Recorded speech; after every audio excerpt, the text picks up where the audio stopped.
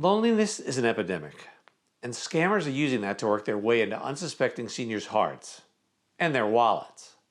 So how do you tell the true loves from the pseudo-suitors? If you know the lies scammers use, you'll be able to tell the soulmates from the scammers.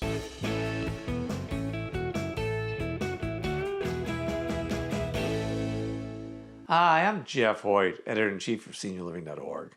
In 2022, romance scammers cost Americans $1.3 billion. That's billion with a B. 70,000 people were victims of a romance scam, not including their families who lost out on inheritances, gifts, or even had to dig deep to help pay for their parents' upkeep because the seniors had lost their life savings to a fake Romeo. All too often, headlines spell out million-dollar romance ripoffs.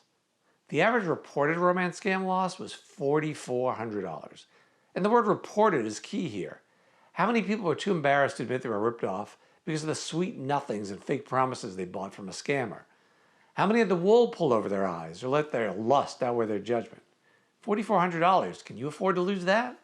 One reason this epidemic is getting worse is, social media.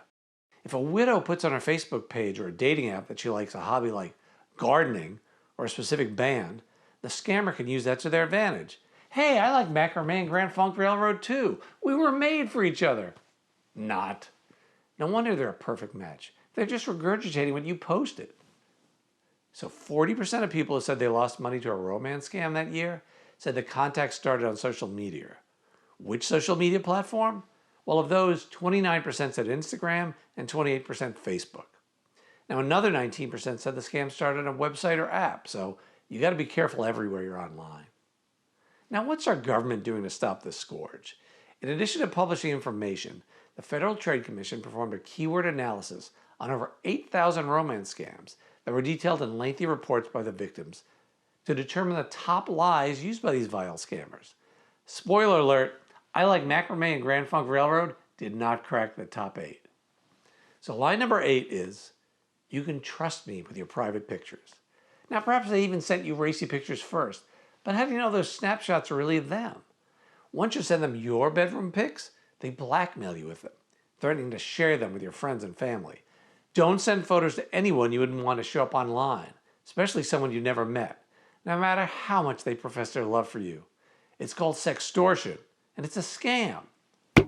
Even though this was only found in 3% of these romance scams, reports of sextortion have increased more than 800% since 2019, especially among younger people. Now stick around, because at the end of the video, I'll show you a simple way to see if online photos are fake or real. Lie number 7, used by 6% of scammers, is, I'm on an oil rig, or I'm on a ship. That's their excuse for never meeting you face to face. When you're feeling affection online, it's hard to remember that the person on the other side of the keyboard may not be whom they claim to be. And lie number 3 coming up, well, it also covers for the fact that they can't meet you in person. And like many other scams, romance scams can play to your greed as well.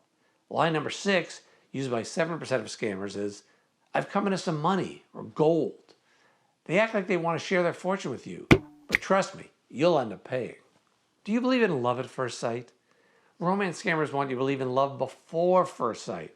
According to the FTC, the 5th most used romance scammer lie, found in 12% of the scams, well, it's my personal favorite. We've never met, but let's talk about marriage. They're playing on your emotions. This isn't an episode of Love is Blind, so don't be blind to the scam. If they can't ever meet you, it's because that person you're falling for doesn't really exist. So don't fall for it. The next top 3 lies were used by 18% of the romance scammers analyzed by the Federal Trade Commission. I need help with an important delivery. You'll be the one being taken for a ride. They might say they've shipped you a valuable package, but you need to pay for customs or some other made-up fee. It's all a lie. You send the money, but the package and your love interest never turn up. Or if it does, it's worthless, like your relationship. Another of the top 4 lies used by nearly 1 in 5 romance scammers is, I'm in the military, far away. That's more popular than the stuck at sea lie, but it's really the same excuse for never having to meet you face to face.